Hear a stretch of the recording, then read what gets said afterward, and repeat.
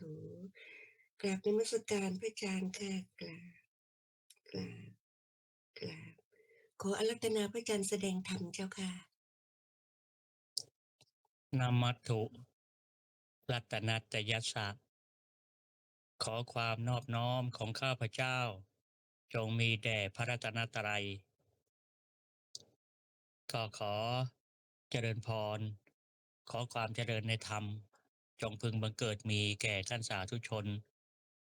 กลุ่มวิปัสสนาทุกท่านวันนี้อาตมาได้มาพบกับท่านทั้งหลายตรงกับวันที่ 4 เดือนตุลาคมปีพุทธศักราช 2567 ถ้านับทางจันทรคติก็ตรงกับเช้าวันศุกร์ขึ้น2 ค่ำเดือน 11 ปีมะโรงก็เข้าพรรษาของพระภิกษุก็เหลือเวลาอีกแค่2 วันพระหรือเวลาแค่10 กว่าวันก็จะออกพรรษาแล้วซึ่งเมื่อวันพระที่ผ่านมาเป็นวันพระใหญ่วันพระสิ้นเดือนซึ่งตรงกับเทศกาลศาสตร์ไทยตรงกับเทศกาลศาสตร์ไทยซึ่งตำรับตำราครูบาอาจารย์ก็สอนจะจริงจะเท็จจะผิดอะไรก็น่าฟังว่าเป็นวันที่มีความเชื่อนะคนสมัยก่อนมีความเชื่อว่าวันศาสตร์คือวันพระแรม15 ค่ำเดือน 10ที่ผ่านมาเนี่ยถ้าเกิดว่าญาติของเราที่ได้ล่วงลับดับหายไปหรือว่าที่ได้ตายจากเราไปนั้นถ้าไปตกอยู่ในสถานที่ทุกข์วันพระที่ผ่านมาก็จะถูกปลดปล่อยเคยอ่านในหนังสือแต่ก็ไม่ได้มีในพระไตรปิฎกเป็นเรื่องเล่าซึ่งประกอบกับความเชื่อว่าวันนั้นดวงวิญญาณจะถูกปลดปล่อยก็จะมาเกาะตามประตูโบสถ์ประตูวิหารรอญาติทำบุญอุทิศไปให้ถ้าญาติของผู้ที่ล่วงลับทำบุญให้ก็จะดีใจให้ศีลให้พรลูกหลานให้ประสบแต่ความสำเร็จให้มีแต่ความสุขสำหรับดวงวิญญาณที่ไม่มีญาติทำบุญให้ก็จะเกิดความไม่พอใจจะเกิดความโกรธก็จะสาปจะแช่งไปลูกหลานไปไหนกันหมดทำไมไม่นึกถึงปู่ย่าตายายนี่มันเป็นความเชื่อนะพูดง่ายๆก็คือมีความเชื่อเรื่องกับผีนี่แหละเกี่ยวกับผีเกี่ยวกับดวงวิญญาณซึ่งจะว่าไปแล้วก็สอดคล้องกับความเชื่อทางภาคใต้ของไทยเราเขาเรียกว่าบุญเดือน 10ใช่ไหมนะครับเรียกชิงเปรตชิงอะไรนะก็มีความเชื่อในเวลาที่ใกล้เคียงกันแล้วแค่นั้นยังไม่พอก็ในฝรั่งในประเทศฝรั่งบางค่าหรืออย่างอเมริกาอังกฤษก็ตรงกับเทศกาลฮาโลวีนฮาโลวีนก็คือเดือนตุลานี่แหละซึ่งเป็นการสอดคล้องกันแบบบังเอิญหรือจะเป็นความสอดคล้องความเชื่อกันแบบไหนก็ไม่ทราบแต่ว่ามันตรงกันนะความเชื่อเกี่ยวกับเรื่องผีดวงวิญญาณเพราะนั้นอะไรมันจะเป็นจริงหรือไม่ตามที่เขาว่ากล่าวกันมาหรือเล่าขานกันมาโบราณมีกุศโลบายที่จะสอนลูกสอนหลานให้เข้าวัดในวันศาสตร์นี่ก็แล้วแต่ถ้าเราเข้ามาไปทำความดีมันก็เป็นสาระเป็นแก่นสารเป็นประโยชน์ต่อเราแต่บางทีมันอาจจะไม่เป็นจริงก็ได้แต่ว่าเป็นกุศโลบายของคนสมัยก่อนที่จะหาทางสอนลูกสอนหลานแต่ว่าไม่ได้สอนโดยตรงนะเหมือนบางทีถ้าเขาจะห้ามลูกหลานไม่ให้ไปเที่ยวที่ลูกหลานเป็นหนุ่มเป็นสาวก็จะไม่ให้ออกจากบ้านสมัยก่อนเนี่ยเขาก็จะมีคำสอนที่อ่าแฝงไปในที่การแต่งตัวนะห้ามหวีผมแต่บางบ้านอาจจะไม่มีแต่ว่าบ้านอาตมานี่ก็เคยสอนกันว่ากลางคืนนี่หนุ่มสาวห้ามหวีผมนะเหตุที่ไม่ให้หวีผมเนี่ยก็คิดว่าน่าจะเป็นการสอนไม่ให้ออกจากบ้านกลางคืนนั่นแหละไม่ให้หวีผมเวลากลางคืนนะไม่ใช่หวีผมในตอนกลางวันไม่ให้หวีผมในเวลากลางคืนเนี่ยเพราะว่าถ้าหวีผมแสดงว่าจะต้องออกเที่ยวจะต้องออกจากบ้านพอออกจากบ้านไปในเวลาวิกาลเนี่ยมันก็เป็นอบายมุขใหญ่อย่างหนึ่งใช่ไหมก็อาจจะเกิดอันตรายหรือว่าอาจจะถูกใส่ร้ายแล้วก็ตาม ก็เป็นอุบายว่าผ่านมาทั้งเรื่องของการแต่งตัวไม่ให้แต่งตัวในขณะที่เป็นเวลากลางคืนเพราะว่าจะออกไปเที่ยวก็สอนผ่านอย่างนั้นไปหรือว่าสอนพวก ก็เรียกว่ากุลสตรีเป็นผู้หญิงที่ทำอาหารในครัวเนี่ยเขาบอกว่าห้ามร้องเพลงในครัวระวังจะมีผัวแก่อะไรอย่างนี้เป็นต้นจริงๆก็คงมันจะไม่ใช่เป็นเรื่องจริงแต่ว่าใช้วิธีการเรียกกุศโลบายสอนเพราะว่าถ้าเกิดว่ากำลังทำกับข้าวผัดอะไรก็ตามปากก็ร้องเพลงมันอาจจะมีน้ำลายตกไปในอาหารนะเขาก็เลยมีกุศโลบายห้ามตีลูกด้วยด้ามไม้กวาด เนี่ยเพราะว่าถ้าเอาด้ามไม้กวาดไปตีลูกแล้วมันจะแตกพอแตกแล้วก็พอจับมันก็จะบาดมือเวลาเรากวาดเนี่ยห้ามตีลูกด้วยไม้ขัดหม้อนะสมัยก่อนยังไม่มีหม้อหุงข้าวไฟฟ้าก็จะต้องขัดหม้อสมัยอาตมานี่ก็ต้องประมาณสัก8-9ขวบ10ขวบนี่ก็ต้องตื่นขึ้นมาก่อไฟตั้งข้าวให้แม่แม่ก็ค่อยๆสอนกระทั่งรู้จักว่าข้าวขณะเนี้ยมันสุกแล้วก็จะต้องเอาเอาน้ำออกนะเขาเรียกเช็ดน้ำเสร็จแล้วก็เอาไปดงค่อยๆสอนไปเพราะว่าอาตมาไม่มีพี่สาวมีแต่น้องสาวกว่าน้องสาวจะโตแล้วอาตมาก็หยุดหยุดทำอาหารตอนเช้าแต่ก่อนจะตื่นขึ้นมาพร้อมกับแม่จะมาทำอาหารกับแม่คือถ้าเอาไม้ขัดหม้อไปมันจะมีไม้ขัดหม้อสำหรับที่จะยกหม้อหุงข้าวลงเพราะถ้างั้นมันก็จะร้อนมันลกไม่ได้ ถ้าเกิดว่าเอาไม้ขัดหม้อไปตีลูกน่ะเกิดลูกคนไหนที่มันดื้อมันก็จะวิ่งหนีใช่ไหมแม่ก็จะตีตามตีไปบางทีก็ลืมไม้ขัดหม้อไว้ที่อื่นพอถึงเวลาหุงข้าวอะข้าวมันเดือดแล้วอ้าวมันสุกแล้วจะยกลงจากไฟเตาไฟเนี่ยมันร้อนหาไม้ขัดหม้อไม่เจอแล้วนะครับก็กระทั่งข้าวแฉะเนี่ยก็เคยเป็นอุบายที่ไม่ให้ตีลูกด้วยไม้ขัดหม้อไม่ให้ตีลูกด้วยด้ามไม้กวาดมันเป็นกุศโลบาย เพราะนั้นกุศโลบายที่เขาเล่าต่อกันมาเนี่ยจริงเท็จไม่รู้แต่ว่ามันสอนให้ลูกหลานได้รู้จักกตัญญูต่อบรรพบุรุษก็ผ่านมาก็คิดว่าหลายท่านก็คงจะได้ทำความดีกันบางทีอาจจะไม่ได้ไปวัดอาจจะนั่งสมาธิกันก็ได้นี่ก็ผ่านมาแล้วในวันศาสตร์ไทยซึ่งเกี่ยวกับเรื่องของผีเกี่ยวกับเรื่องของวิญญาณก็เดี๋ยวสิ้นเดือนนี้ก็คงจะมีฮาโลวีน เป็นความเชื่อเรื่องผีของฝรั่งซึ่งก็สอดคล้องกันเกี่ยวกับผีท่านทั้งหลายการที่ท่านทั้งหลายได้ตื่นขึ้นมาทำความเพียรในเรื่องของการปฏิบัติของการฟังธรรมก็เพื่อที่จะเติมความรู้เติมสิ่งที่เป็นสาระเป็นแก่นสารที่จะเป็นประโยชน์ต่อเราทุกสิ่งทุกอย่างที่เราทำอยู่ก็เพื่อทำลายสิ่งหนึ่งซึ่งเราไม่ชอบเป็นสิ่งที่เราไม่ปรารถนาก็คือความทุกข์ ในความทุกข์เนี่ยเอ่อบางทีทานมันยังทำลายไม่ได้ศีลก็ยังทำลายไม่ได้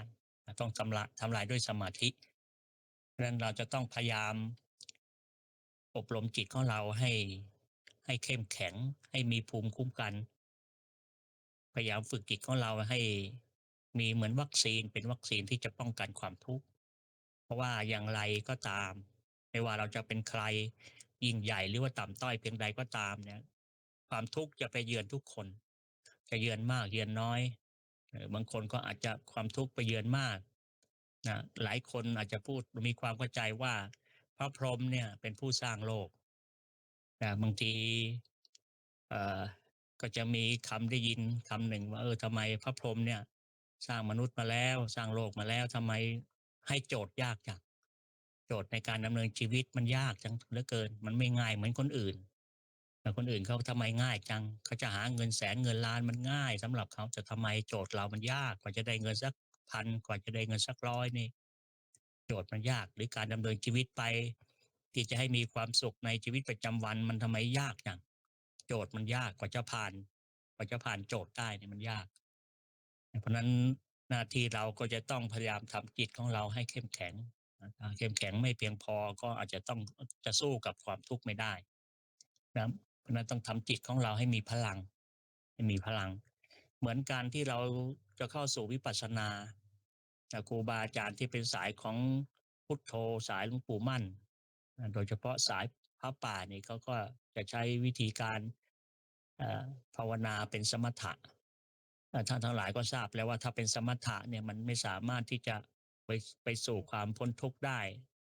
ไปสู่ความมีปัญญาได้แต่ก็เป็นบาทเป็นเบื้องต้นเป็นเบสิกที่จะต้องทำให้มันเกิดเพื่อที่จะยกจิตของเราไปสู่วิปัสสนาเพราะว่าถ้าจิตของเรา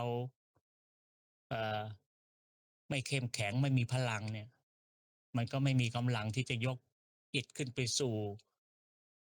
ความเห็นไตรลักษณ์ได้เราต้องพยายามฝึกจิตของเราให้มีพลัง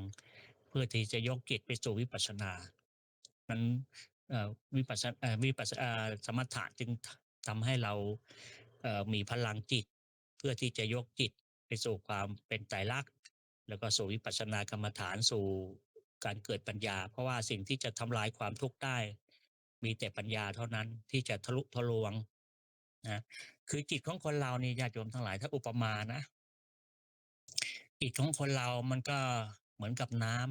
ำจิตของเราก็เหมือนกับน้ำทีนี้กิเลสเนี่ยมันเหมือนกับกิเลสมันเหมือนกับตะกอนตะกอนอ่าส่วน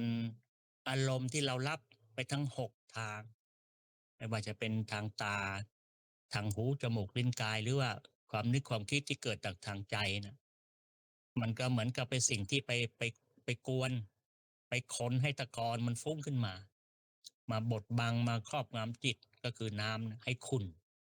เมื่อขุ่นแล้วมันก็ไม่สามารถที่จะมองเห็นอะไรได้แต่เรานึกถึงสมัยก่อนนะจะมาเกิดชนบทเวลาหน้าแล้งมาเนี่ยหาน้ำกินยากสมัยก่อนจริงๆเนี่ยโอ่งใหญ่ที่จะซื้อมาแล้วมาหลองน้ำฝนเอาไว้เก็บกินตอนหน้าแล้งเนี่ยแรกๆก็ไม่ค่อยมีนะตอนหลังๆถึงมีอยู่ทีนี้น้ำขาดทำยังไงก็ขุดบ่อขุดสระกันเวลาขุดบ่อขุดสระกันเนี่ยบางทีน้ำมันออกไม่ทันคนต้องการมากบางทีมันก็ขุ่นมันขุ่นด้วยโคลนเนี่ยขุ่นด้วยดินเวลาตักมาแล้วเนี่ยมันมองไม่เห็นก้นภาชนะที่เราเอาไปตักไม่ว่าจะเป็นถังหรือเป็นกระแป๋งบ้านอาตมาเรียกกระแป๋งก็คือถังที่เป็นสแตนเลสเรียกกระแป๋งถ้ามันมีขุ่นโคลนมากๆมันก็จะขุ่น เราต้องการที่จะให้น้ำใสก็ต้องตั้งให้นิ่งๆตั้งภาชนะนั้นให้นิ่งๆหรือบางทีอยากต้องการให้มันใสไวๆก็ใช้สารส้มเอาไปกวนเคิ่นก็ทำให้น้ำใสไวนะถ้าเราอุปมาจิตมันเหมือนกับน้ำกิเลสเหมือนกับตะกอนที่ทำให้ขุ่นนะสารส้มมันก็อาจเหมือนกับสมาธิมันจะทำให้กิเลสน่ะที่มันฟุ้งขึ้นมาเนี่ยมันสงบได้ทีนี้ไอ้ตะกอนที่เราอุปมาเหมือนกิเลสแต่มันเกิดอย่างไรเนี่ยต้นมันเนี่ยเราไม่สามารถจะสืบได้เลยว่ามันเกิดมาอย่างไรเหมือนที่ครั้งที่แล้วอาตมาพูดถึงเรื่องของอจินไตยสิ่งที่เราไม่ควรคิดเนี่ยก็พอเราคิดไปมันก็จะทำให้เสียประสาทเปล่าๆมันหาต้นไม่ได้หาปลายไม่เจอเพราะว่าวัฏฏะสงสารของเรามันยาวไกลมาก ดังนั้นถ้าอุปมาจิตมันก็เหมือนกับน้ำธรรมดาเนี่ยมันก็ใสใช่ไหมเหมือนจิตของเราก็มีแต่ความบริสุทธิ์มีแต่ความเรียกว่าเป็นประภัสสรใสบริสุทธิ์แต่ที่มันขุ่นมัวเพราะว่ามันถูกกิเลสนะเข้าไปครอบงำพอครอบงำปุ๊บมันก็เปล่งรัศมีความใสความสะอาดไม่ได้เหมือนกับเสื้อผ้าที่โดนฝุ่นละอองไปเกาะควันไฟนะควันไฟหรือว่าพวกควันจากรถท่อไอเสียรถยนต์ไปทำให้จิตของเราหรือผ้าของเราเนี่ยมันมืดนะมันดำได้อันนั้นกิเลสมันก็เหมือนกับพวกโคลนพวกตะกอนนี่แหละมันจะมายังไงเกิดอย่างไรในชาติแรกเรารู้แต่ว่าแต่ละชาติถ้าเราไม่กำจัดมันออกไปจากจิตใจมันก็จะครอบงำเพิ่มพูนขึ้นเรื่อยๆบางชาติถ้าเราเกิดแล้วเป็นสัมมาทิฏฐิเรารู้จากครูบาอาจารย์ที่จะแนะนำให้เราได้มีวิธีกำจัดกิเลสให้มันหลุดไปจากจิตใจเหมือนกำจัดไอ้ตะกอนให้มันหลุดออกไปจากน้ำเนี่ยก็โชคดีไปแต่ถ้าบางชาติเราเกิดพลาดพลั้งไปตกในสถานที่อื่นไม่มีเวลาไม่ใช่เป็นสถานะที่จะทำกำจัดกิเลสได้มันก็ถูกสะสมไปเรื่อย พอกพูนไปเรื่อยๆทีแรกๆมันก็หยาบๆกลายเป็นของกลางๆกลายเป็นของละเอียดนะของละเอียดนี่ดูยากดูไม่ค่อยออกมันหมกมุ่นอยู่ในมันจิตสันดานของเราเนี่ยมันครอบงำไปไอ้สิ่งที่จะทำให้จิตมันขุ่นมัวนั่นก็คือตะกอนก็คือกิเลสนั่นเองกิเลสทีนี้กิเลสมันจะเกิดนะจะเกิดลอยๆไม่ได้มันต้องมีเหตุเหมือนความทุกข์ของเราเนี่ยมันมีเหตุนะถ้าเราดับเหตุมันได้เนี่ยทุกข์มันก็ไม่เกิดเหมือนเวลาเราป่วยไม่สบายเนี่ยไอ้ความป่วยความไม่สบายเนี่ยมันเป็นผลแล้วก็ดูว่าสาเหตุมันเกิดจากอะไรบางทีเราวินิจฉัยไม่ได้รู้ได้คร่าวๆว่าเราไปทำไอ้นั่นมาเราดื่มอันนี้เรากินไอ้นี้มันจึงเกิดตรงนี้มาเราก็ไปหาผู้ที่เชี่ยวชาญในเรื่องของสุขภาพก็คือแพทย์หรือหมอพยาบาลต่างๆแพทย์พยาบาลมา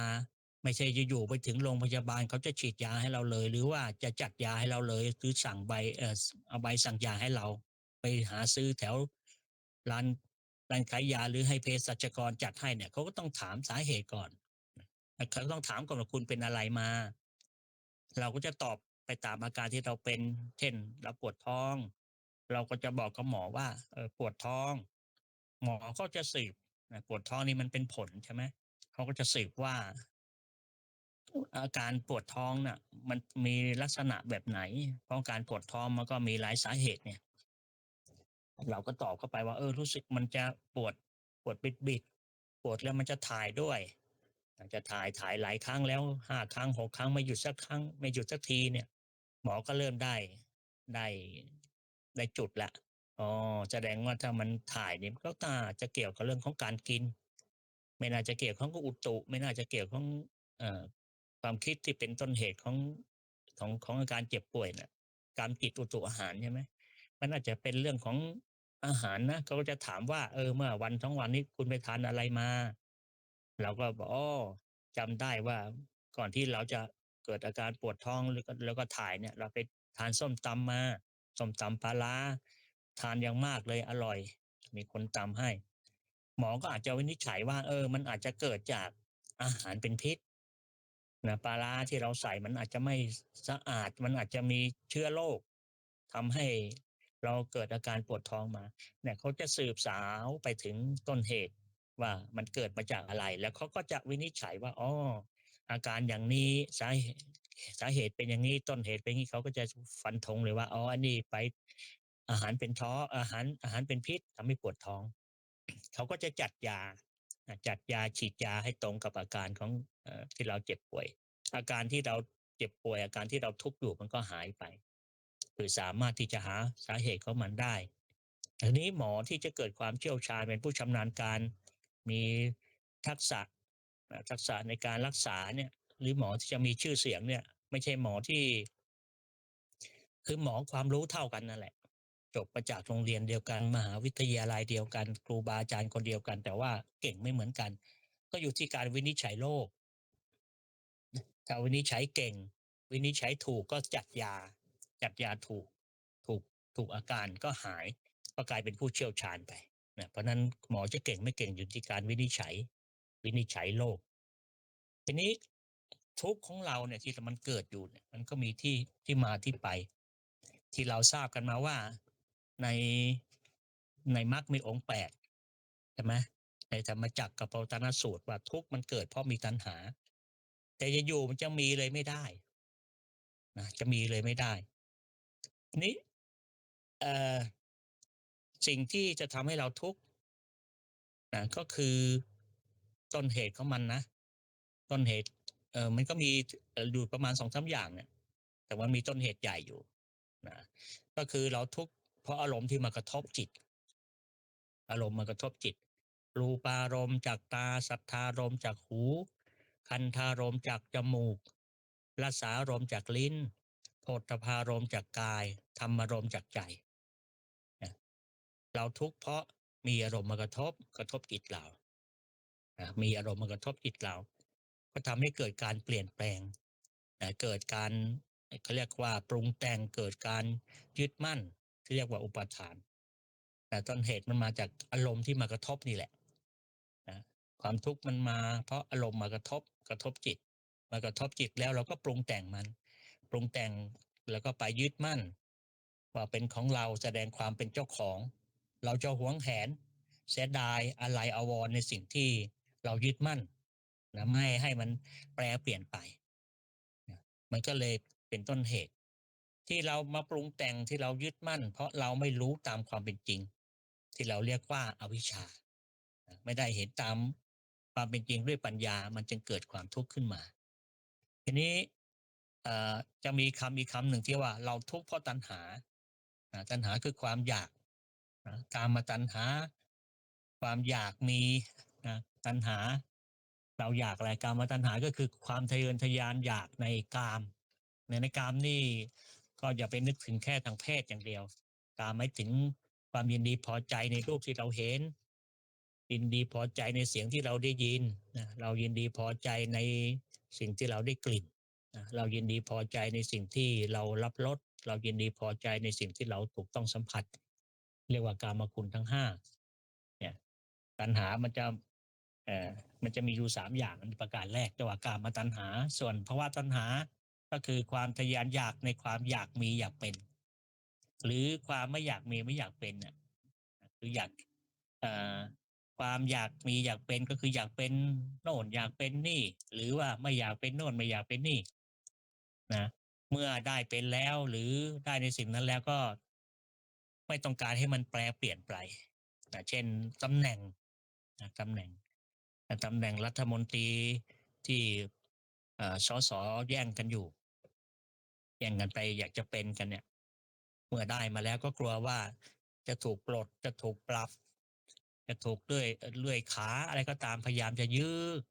ให้ตำแหน่งอยู่กับเรานานๆนะอันนี้มันก็เกิดการเรียกว่าภาวะตัณหา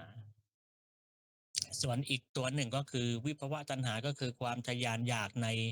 ความไม่อยากมีไม่อยากเป็นไม่อยากเป็นนั่นไม่อยากเป็นนี่หรือไม่อยากในสิ่งที่ไม่อยากในสิ่งนั้นไม่อยากในสิ่งนี้ตลอดจนถึงความอยากที่จะดับศูนย์ด้วยนะเหมือนความอยากของพระอานนท์น่ะอยากจะเป็นพระอรหันต์เพื่อที่จะเข้าปฐมสังฆายนาครั้งแรกกับพระมหากัสสปะแต่ว่าด้วยความอยากมันจึงไปปิดกั้นจิตถึงแม้จะเป็นความอยากในความดีก็ตามเมื่อมีความอยากแล้วก็ต้องมันก็ปิดกั้นจิตก็ไม่สามารถบรรลุได้จนผ่อนคลายรู้สึกผ่อนคลายวางวางทอดวางความอยากตอนนั้นก็เลยได้สำเร็จเป็นพระอรหันต์ เนี่ยเพราะฉะนั้นท่านทั้งหลายไอการที่เราจะมาปรุงแต่งมันได้การที่เราจะไปยึดมั่นมันได้เนี่ยนะหรือเราจะมีตัณหาได้เนี่ยมันมีต้นเหตุกว่านั้นอีกนะต้นเหตุนั้นก็คือสิ่งที่มันมากระทบจิตเรานั่นแหละเพราะว่าอาตมาก็เคยพูดบ่อยๆครูบาอาจารย์ก็จะพูดเป็นประจำว่าในโลกเรานี้มันก็คือมีรูปกับนามหรืออีกอย่างหนึ่งก็คือมีตัวรู้กับสิ่งที่ถูกรู้นะตัวรู้ก็คือจิตสิ่งที่ถูกรู้ก็คืออารมณ์เนี่ยต้นเหตุใหญ่มันก็คือตรงนี้แหละนะเหมือนอย่างตัณหาเนี่ยมันจะเกิดได้นะในปฏิจจสมุปบาทเนี่ยเขาบอกตัณหามันจะเกิดได้มันเกิดมาจากเวทนาเวทนาเป็นปัจจัยให้เกิดเป็นปัจจัยให้เกิดโดยที่มีอวิชชาเป็นรากเหง้าเป็นมูลรากนะมันควรเห็นตัณหาเป็นเหมือนพวกเหมือนเครือเถาเหมือนพวกพืชอย่างหนึ่งนะเมื่อมันเกิดขึ้นแล้วเราจะต้องตัดรากตัดรากมันเรียกว่าตัดรากถอนโคนมันให้มันขาดไปนะเพราะนั้นตัวใหญ่ที่สุดก็เรียกว่าอวิชชานี่แหละเพราะนั้นสิ่งที่มันจำเป็นตัณหาได้มันอยู่ไม่ได้ถ้ามันไม่ผ่านมาทางตามันเกิดไม่ได้หรอก ก่อนจะไปปรุงแต่งการจะไปยึดมั่นเนี่ยเพราะฉะนั้นในปฏิสมุปบาทเนี่ยเขาจึงบอกว่าอวิชชาเป็นปัจจัยนะสังขารจึงเกิดนะสังขารในที่นี้ก็คืออาการปรุงแต่งคือสังขารในขันธ์ห้านั่นเองในที่นี้นะเขาบอกว่าเพราะอวิชชาเนี่ยเป็นปัจจัยสังขารทั้งหลายจึงมีนะสังขารทั้งหลายเป็นปัจจัยวิญญาณจึงมีวิญญาณคือความรู้นะ ไอ้วิญญาณมันจึงมีอะไรอายตนะจึงมีนามรูปก่อนนามรูปเป็นปัจจัยจึงให้เกิดอายตนะ สลายตนะคือนอกอายตนะภายในกับอายตนะภายนอกเนี่ยสลายตนะคืออายตนะภายในอายตนะภายนอกเป็นปัจจัยจึงให้เกิดผัสสะคือการกระทบกันผัสสะเป็นปัจจัยจึงเกิดเวทนาเห็นไหมมันก็เกิดมาจากการที่เรามีอารมณ์มากระทบนั่นเองมันเป็นเกิดเวทนาขึ้นมาคือสุขคือทุกข์เมื่อเกิดเวทนาแล้วเวทนาก็เป็นปัจจัยให้เกิดตัณหาตัณหาเป็นปัจจัยให้เกิดอุปาทานเห็นไหมมาครบเลยไอ้ที่เราทุกข์อยู่ก็ตรงนี้นะอุปาทานมันเป็นปัจจัยให้เกิดภพภพเป็นปัจจัยให้เกิดชาตินะชาติเป็นปัจจัยให้เกิดชรามรณะแล้วก็ความโศกความคร่ำครวญความทุกข์ความโทมนัสความคับแค้นใจก็จะมีมาพร้อมเลยจะมีมาพร้อมนะเพราะนั้นการที่เราจะดับทุกข์ได้เนี่ยมันต้องดับที่ต้นเหตุเพราะว่าทุกข์จะดับได้มันก็ต้องดับเอ่อต้องดับจากชาติก่อนชาติก็คือการเกิดอัตตาตัวตนคิดว่าตนเป็นอะไรดับมันถึงจะสิ่งอื่นมันถึงจะดับได้คือต้นเหตุของความทุกข์ใหญ่ก็คืออวิชชาเนี่ยแหละทีนี้ชาติก็คือการเกิดอัตตาตัวตนคิดว่าตนเป็นอะไรภพก็หมายถึงการที่มีภาระหน้าที่และภาวะทางใจอุปทานความยึดมั่นในสิ่งต่างๆตัณหาความอยากเวทนาความรู้สึกสุขทุกข์แล้วก็เฉยๆแล้วผัสสะก็คือการสัมผัสสลายตนะก็คืออายตนะภายนอกอายตนะภายในนามรูปก็คือรูปขันธ์วิญญาณก็คือวิญญาณขันธ์สังขารก็คืออารมณ์ที่เราปรุงแต่งมันอวิชชาคือความไม่รู้อย่างแจ่มแจ้งเนี่ยเพราะนั้นต้นที่เราทุกข์กันอยู่เนี่ยต้นเหตุของมันเลยเนี่ยก็คือสิ่งที่ไปกระตุ้นจิตนั่นเองนะก็คืออารมณ์นั่นแหละเหมือนมันเหมือนมีสิ่งหนึ่งที่มันไปกวนไปกวนให้จิตไปกวนให้ตะกอนมันอยู่ในจิตตะกอนในก้นถังแล้วมันฟุ้งขึ้นมาเนี่ยถ้าตามปกติเนี่ยกิเลสมันไม่ได้ฟุ้งถ้าไม่มีอารมณ์ไปกระตุ้นมันเนี่ยเหมือนกับท่านทั้งหลายในขณะนี้เนี่ยความโกรธไม่มีความโลภไม่มีก็เฉยๆกับอารมณ์อยู่เพราะว่าไม่มีอารมณ์มากระตุ้นสิ่งเหล่านี้มันจึงไม่เกิดและจุดใหญ่ที่สุดที่เราจะต้องควบคุมดูแลให้ดีก็คือการที่เราไปได้มีอารมณ์ผ่านมาทางทวารทั้ง6นั่นแหละโดยเฉพาะมโนทวารเนี่ยสำคัญที่สุดอย่างจักขุทวารผ่านมาทางตาอารมณ์มันจะผ่านมาทางตานี่เราสามารถจะคอนโทรลมาได้ควบคุมมันได้โดยการหลับตาซะก็ไม่เห็นเมื่อไม่เห็นการปรุงแต่งก็ไม่มีเมื่อปรุงแต่งไม่มีความอุปทานความยึดมั่นก็ไม่มีเมื่อความยึดมั่นไม่มีตัณหามันก็ไม่มีความอยากเพราะความอยากมันเกิดมาจากที่เราเห็นนี่แหละ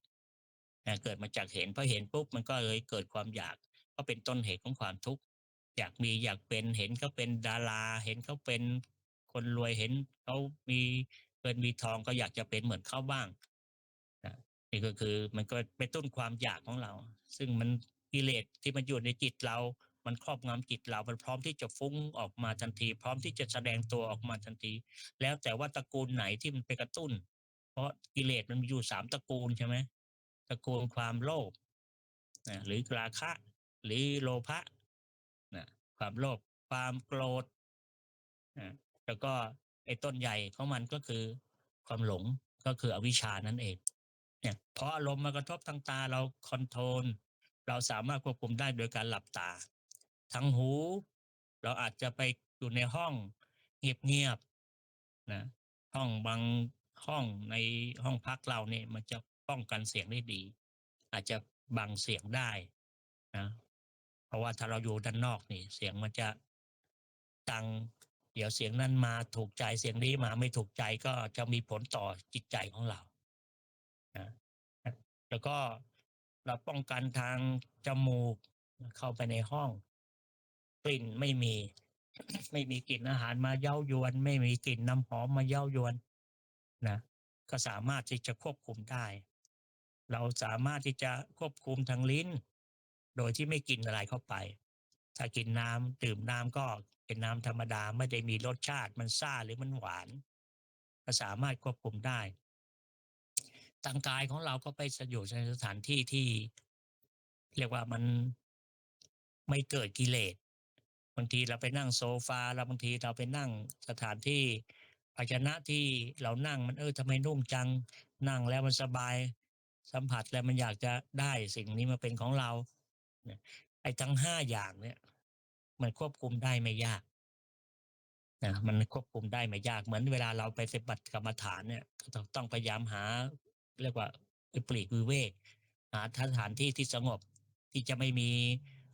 รูปต่างๆมากวนไม่มีเสียงต่างๆมากวนไม่มีกลิ่นต่างๆมากวนไม่มีรสต่างๆนะที่จะมากวนลิ้นของเราแล้วก็กายเราก็เรียกว่าสัปปายะนะไม่หนาวไม่ร้อนมากเราก็พยายามที่จะควบคุมมันได้แต่สิ่งที่เราควบคุมได้ยากนะก็คือทางจิตใจนี่แหละธรรมารมณ์ความนึกความคิดเนี่ยถ้าเราหยุดความคิดได้เนี่ยเพราะวันหนึ่งที่เคยบอกกับท่านทั้งหลายว่ามนุษย์เรานี่คิดวันหนึ่งประมาณ50,000ถึง70,000ครั้งอะโดยทั่วไปอะนะแต่สำหรับนักปฏิบัติเนี่ยมันอาจจะไม่ถึงหรอกเพราะนักปฏิบัติเขาไม่ให้คิดใช่ไหมให้จิตจดจ่ออยู่ที่กรรมฐานที่เราภาวนาอยู่ที่เราทำอยู่นั้น ถ้าเราสามารถหยุดความคิดของเราได้ถ้าเราสามารถหยุดความคิดของเราได้ก็จะทำให้ทุกข์มันเกิดไม่ได้ถ้าเราป้องกันได้ทั้ง5อย่างตาหูจมูกลิ้นกายมาถึงใจของเราเนี่ยนั้นทุกวันนี้เนี่ยเราอาจจะไม่ต้องไปควบคุมไอ้ทวารทั้ง5ตาหูจมูกลิ้นกายใจแต่ทั้งกายแต่ส่วนเรามาดูควบคุมทางใจของเราใจของเรานี่สำคัญที่สุดบางทีอารมณ์มันผ่านมาทางอดีต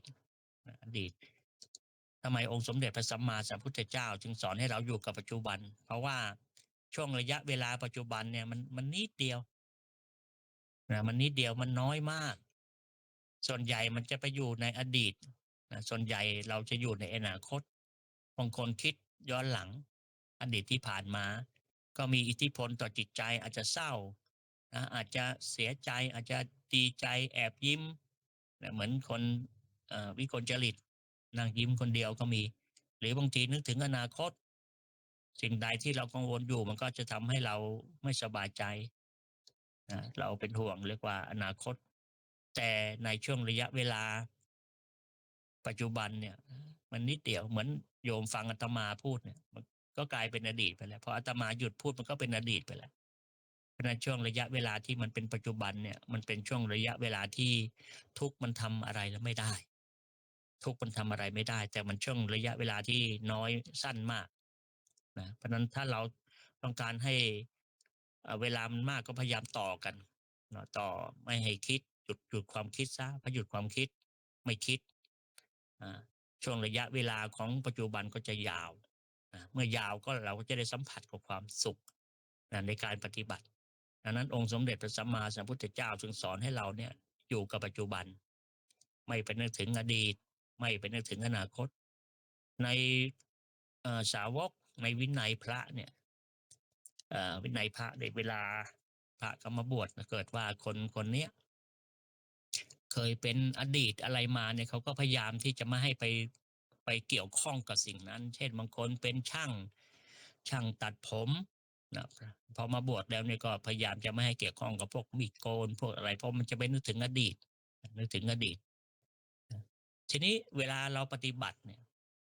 เวลาปฏิบัติบางทีเราก็ต้องมาดูตัวเองว่าตัวเราเนี่ยมีอุปนิสัยอย่างไร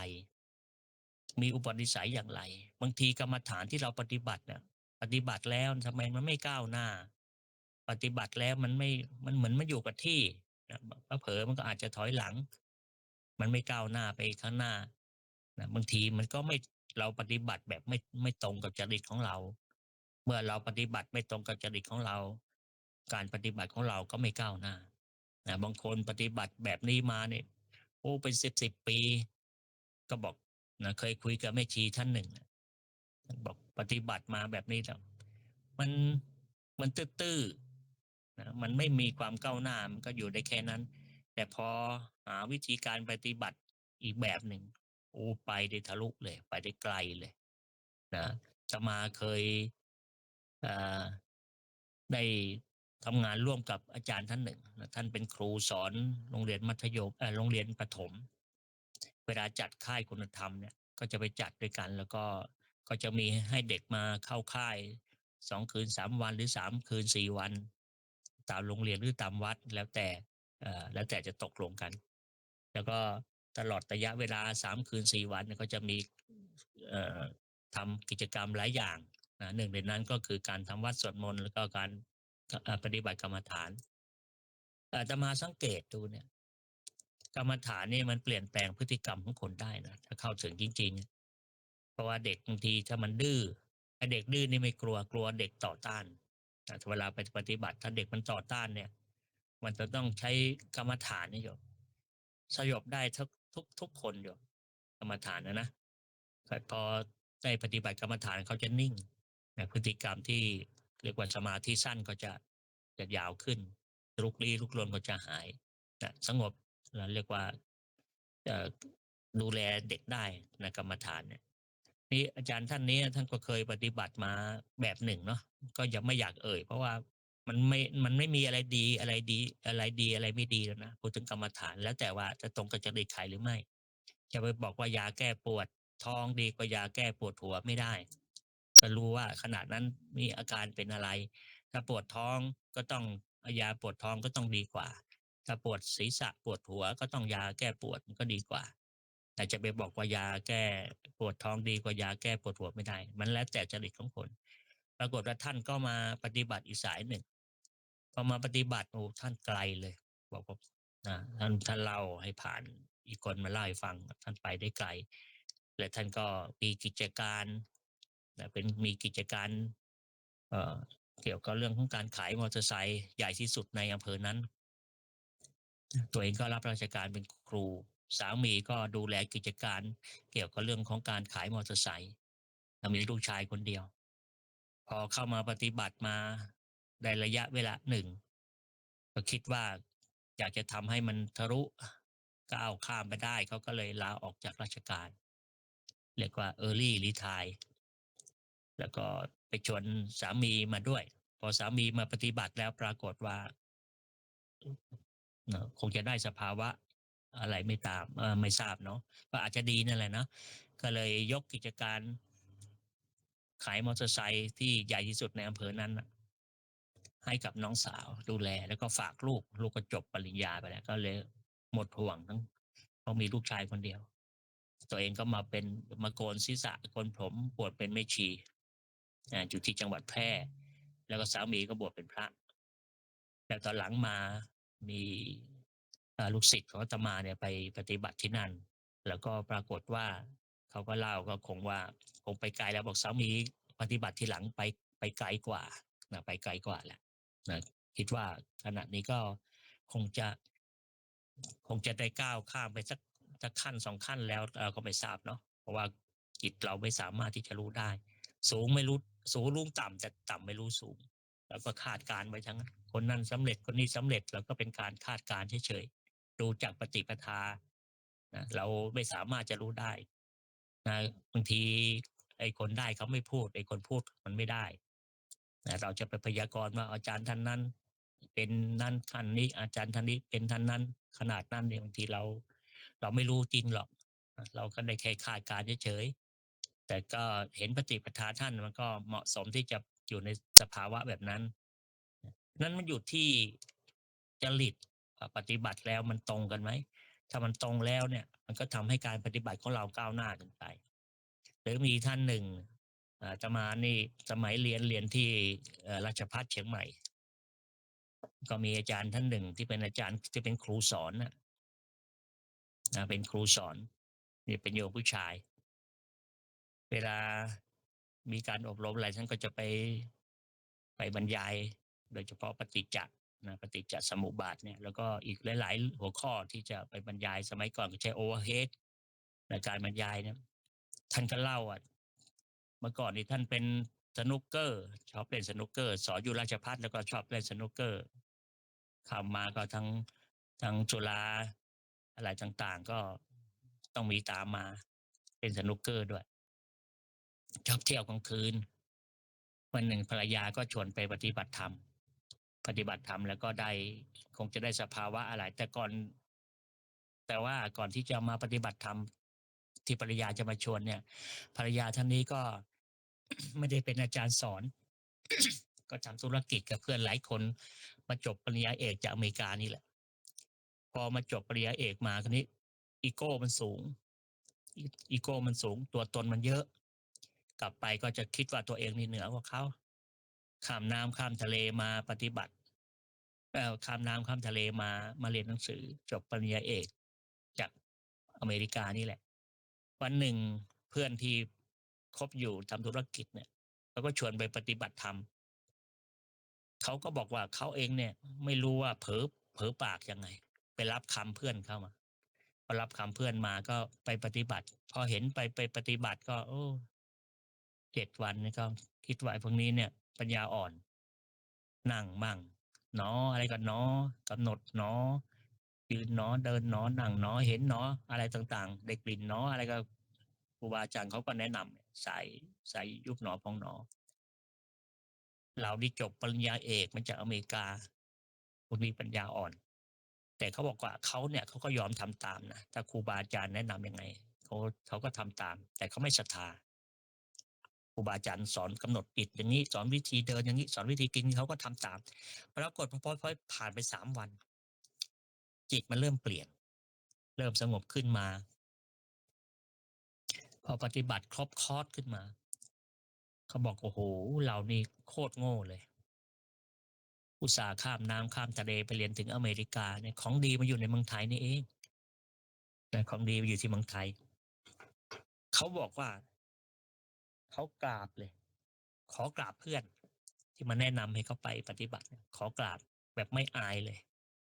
ที่มอบอะไรที่มันเป็นสิ่งวิเศษที่สุดในชีวิตเขาสองท่านนี้ไม่มีลูกปรากฏว่าก็ขอกราบเพื่อนแต่แล้วก็นึกถึงคนเราพอจิตมันดีมันจะนึกถึงคนที่เรารักเหมือนโยมเวลาปฏิบัติธรรมนึกถึงพ่อนึกถึงแม่นึกถึงลูกนึกถึงเพื่อนปรากฏว่านึกถึงสามีถ้าสามีที่ชอบเที่ยวชอบแทงสนุกเกอร์เนี่ยไปปฏิบัติน่าจะดีสามีก็เกรงใจภรรยาก็ยอมทำตามพอมีคลอดขึ้นมาก็เลยพาสามีไปปฏิบัติตัวเองก็ไปปฏิบัติด้วยปรากฏว่าสามีก็คงจะได้พบอะไรสักอย่างหนึ่งเหมือนกันเลยสามีมาขอกราบภรรยาบอกโอ้โหมอบอะไรให้ที่มันวิเศษที่สุดเลยในชีวิตก็คงหาไม่ได้มันวิเศษมากกว่าที่เรามีทรัพย์สมบัติที่เรามีอยู่ขอกราบภรรยาแต่หลังจากนั้นทุกสิ่งทุกอย่างที่คิดว่าเป็นอบายมุขเป็นสิ่งที่ไม่ดีเลิกทุกอย่างตั้งหน้าตั้งตาสอนในราชพัฒแล้วก็หาวิธีการที่จะไปเผยแผ่วิธีการที่จะนำสิ่งที่ตัวเองได้เนี่ยไปสู่คนอื่นอาตมาก็มีโอกาสได้ไปฟังท่านบรรยายเพราะว่าทางวัดก็ได้เชิญท่านมาอบรมพระเป็นร้อยๆนะก็ได้อะไรเพราะนั้นท่านทั้งหลายเนี่ยไปเจอกัลยาณมิตรไปเจอก็เรียกว่ากรรมฐานที่ถูกจริตกับตัวเองมันก็สามารถไปไกลบางคนมันติดมันไม่ทะลุมันไม่สามารถที่จะก้าวข้ามได้ในตรงนี้บางทีจริตเรามันไม่ถูกต้องกับมันไม่ถูกกับกรรมฐานที่เราปฏิบัติทำไมองค์สมเด็จพระสัมมาสัมพุทธเจ้าจึงได้บัญญัติกรรมฐานไว้ตั้ง40ประการนะก็เพื่อที่ให้มันสอดคล้องกับจริตกับนิสัยของคนนะคือสมัยก่อนเนี่ยพระสาวกเป็นผู้มีปัญญามากเขาก็สะสมมาเยอะแค่ฟังเท่านั้นแค่สุตตะเท่านั้นก็สามารถบรรลุธรรมได้นะไม่ต้องมานั่งปฏิบัติก็มีบางรูปบางท่านเท่านั้นเองแต่ส่วนใหญ่ก็จะบรรลุโดยการฟังธรรมแต่ก็มีท่านหนึ่งอย่างที่อาตมาเคยมาเล่าให้ฟังจุลพันธกนะจุลพันธกนี่ก็เป็นน้องของมหาจุลพันธกนะคืออดีตชาติไปหัวเราะเยาะคนที่ปัญญาด้อยกว่าก็เลยชาตินี้เกิดมาปัญญาทึบพี่ชายให้มนต์ไปท่องบนแค่ไม่กี่บทไม่กี่บาทท่องไม่ได้ก็เลยไล่ออกไปจากสำนักจะสึกไงจะสึกเจ้าตื่นขึ้นมาทำแผ่ขายพยานไปปรากฏว่าจุลพันธกปรากฏในขายพยานพระองค์ตอนเช้าก็เลยมาโปรดก็จะสึกก็เลยห้ามไม่ฟังแล้วก็ให้ปฏิบัติง่ายๆให้รูปผ้าขาวเห็นไหม นั้นเราไม่ต้องไปรังเกียจวิธีการต่างๆถ้ามันสามารถที่ เป็นอุบายให้จิตมันสงบได้เนี่ยจะเป็นวิธีใดก็ตามนะบางท่านก็เรียกว่ารังเกียจการสวดมนต์นะบางคนบางทีจิตเราไม่ถึงสวดมนต์ก็ง่ายกว่ามันก็เป็นอุบายทำให้จิตมันสงบได้เพราะถ้าจิตมันไม่สงบเนี่ยมันสวดมนต์ไม่ได้หรอกมันก็ต้องสวดผิดนี่ก็ปรากฏว่าให้ลูบผ้าขาว พอลูบผ้าขาวไปเนี่ยไอ้ผ้าที่ลูบแรกๆเนี่ยมันก็ขาวบริสุทธิ์อยู่พอลูบไปลูบมามันถูกมือสัมผัสกันมาก็กลายเป็นเศร้าหมองกลายเป็นของสกปรกไปแค่นี้ก็พิจารณาดูว่าจิตเราก็คงจะเป็นแบบนี้เนี่ยพอเห็นแล้วก็กลายได้สำเร็จเป็นพระอรหันต์เลยแต่แค่รูปผ้านะโยมนะเพราะฉะนั้นอะไรก็ตามที่มันจะเป็นอุบายสามารถที่จะสงบจิตของเราได้เนี่ยอย่าไปรังเกียจมันเพราะว่าเราจะไปดูถูกไอ้การปฏิบัติของคนอื่นมันไม่ได้มันไม่ตรงกับจริตของเขาอะทำแล้วมันไม่เป็นสมาธิทำแล้วมันไม่มีความก้าวหน้าเนี่ยนะแต่ละคนไม่เหมือนกันเราจะคิดได้ยังไงแค่ว่าการรูปภาพทำให้สำเร็จได้นะแต่เขาก็พิจารณานะใช้วิวิวิพิจารณาก็สามารถที่จะบรรลุธรรมได้เนี่ยมันก็มีกรรมวิธีหลากหลายเหมือนอย่างที่โมคคัลลานะไปปฏิบัติแล้วก็ง่วงนะพระองค์ก็บอกว่าถ้ามันง่วงนะไปทำอย่างนี้ประการแรกเนี่ยไปล้างหน้ามันยังไม่หายเอาไปแหงนดูดาวยังไม่หายเอาไปนึกว่าโลกทั้งโลกเนี้ยไม่มีกลางคืนมีแต่กลางวันมีแต่แสงสว่างอาจจะยังไม่หายไล่ไปจนถึงสุดท้ายถ้ามันไม่หายใช่ไหมนอนเนี่ยพระองค์ก็บอกให้นอน นอนแต่ว่านอนอย่างมีสตินอนแบบสีหสายญาติใช่ไหมตะแคงขวากำหนดแล้วก็ให้สัญญาตัวเองว่าถ้ารู้สึกตัวเมื่อไรก็ลุกขึ้นมานั่งจะไม่นอนต่อจะไม่หาความสุขจากการนอนก็ทำให้โมคคัลลานะสำเร็จได้นะมันมีมีอุบายนะมีอุบายเพราะนั้นท่านทั้งหลายการที่เราทุกข์อยู่เนี่ยเราทราบเลยนะสาเหตุใหญ่มันก็คือเกิดที่อารมณ์นั่นแหละอารมณ์มากระทบนะเรารู้ว่าความทุกข์มันเกิดจากการปรุงแต่งเรารู้ว่าความทุกข์มันเกิดจากการยึดมั่นสิ่งที่เรายึดมั่นมันอันตรธานหายไปมันเปลี่ยนแปลงแล้วเราก็เกิดความทุกข์แล้วความทุกข์มันจะเกิดจากตัณหาคือความอยากอยากจะได้กามคุณทั้งห้าอยากจะมีอยากจะเป็นหรือความไม่อยากมีไม่อยากเป็นฉันเป็นมะเร็งฉันป่วย